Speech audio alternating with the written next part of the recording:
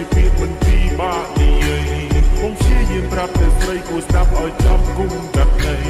សំគូបងស៊ូរាប់ឆ្នាំមិនឆ្លើយថាចាំស្រាខ្លាំងដល់គេបងខឹងខ្លាំងពេកឡើងចង់មួយដេករៀងរាល់ថ្ងៃបងកែងគេស្រមៃថាបានរៀបមង្គលជាមួយនឹងចរណៃ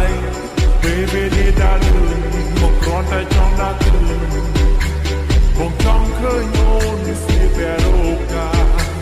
សម្រស់អូនស្អាតដូចទេធីតារៀបការនឹងបងបានទេរៀបការនឹងបងបានទេ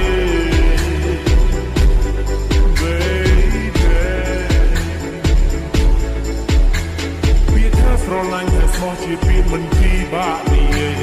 អ្នកខ្លះស្នេហាក៏មានរាប់ឆ្នាំតែត្រូវបារជ័យអ្នកខ្លះជាគិតថាសាស្នេហារុងរឿងមានន័យនេះឬជាស្នេហាដែលមាននៅលើលោកី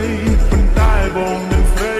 ស្រឡាញ់គ្នាយូរមកហើយសុំតែចិត្តថ្លៃប្រាប់ឲ្យត្រង់បងមានសំនួនត្រៀមចម្លើយបងតស៊ូយូរមកហើយរងចាំថ្ងៃមង្គលការសង្ឃឹមថាថ្ងៃណាយើងនឹងណាត់គ្នាចូលរោងការឆ្នាំមុនឆ្នាំនេះពុនជាដល់ឆ្នាំក្រោយកន្លងផុតទៅប្រាប់បងបន្តិចមករូបរាងកាន់តែចាស់សក់ខ្មៅប្រែខ្លាចជាសក់ស្កើប្រាប់បងបន្តិចមកតើស្រីកុំពុំគិតໄວសំណួរបងសួរដល់ដែរ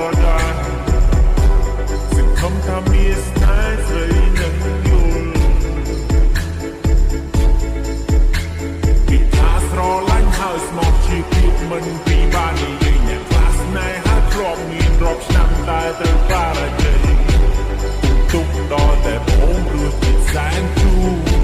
ពីការមានកំណត់គុំទុកនៅ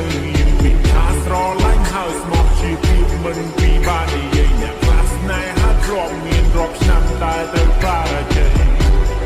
ទុកដល់តែបងរស់ពីសែនជូរពីការមានកំណត់គុំទុកនៅពីថាស្រឡាញ់ហើយស្មោះជាពាក្យមិនពីបាក់និយាយអ្នកខ្លះស្នេហាក៏មានរាប់ឆ្នាំតែត្រូវបារជ័យអ្នកខ្លះជាគិតថាសាស្នេហារុងរឿងមានន័យនេះឬជាស្នេហាដែលមាននៅលើលោកី